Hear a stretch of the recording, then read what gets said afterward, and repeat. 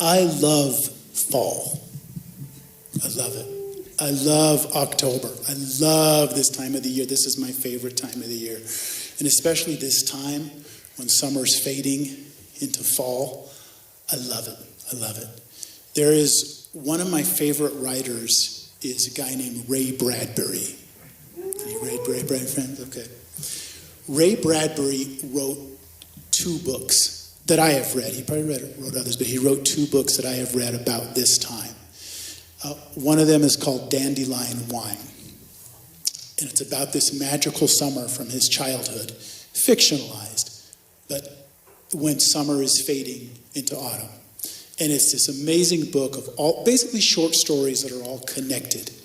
And one of the connections in it is it's a book kind of about death and making peace with death. And I guess that's part of the metaphor of summer fading into autumn. And it's a beautiful book.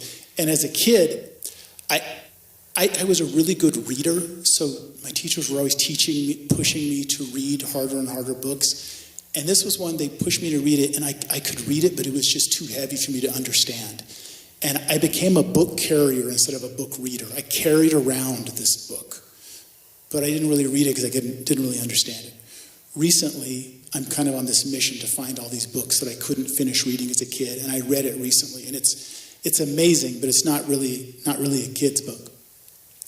The other book he wrote about this time is called The Halloween Tree, and it's more of a kid's book.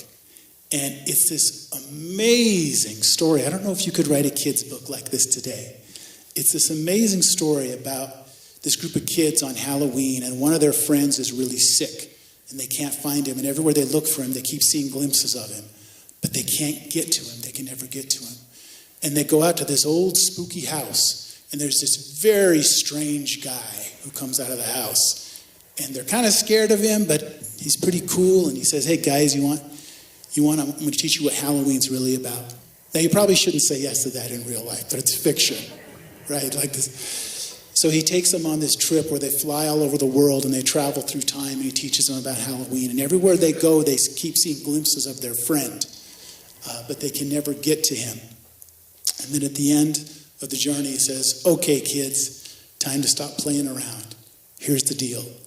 Your friend is dying, and he's going to die tonight unless I can make a deal with all of you.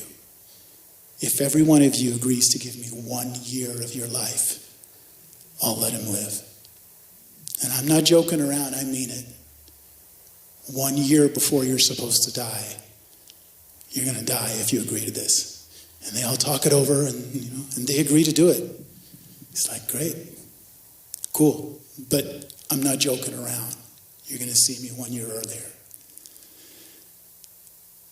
And when you see me again, remember, I'm not scary, but I am inevitable. When you see me again, you've spent the whole night with me. You know me. I'm not bad, but you will see me again. And the kids say, well, who are you? He says, I think you know who I am. This song is called The Summer That Never Quite Ended.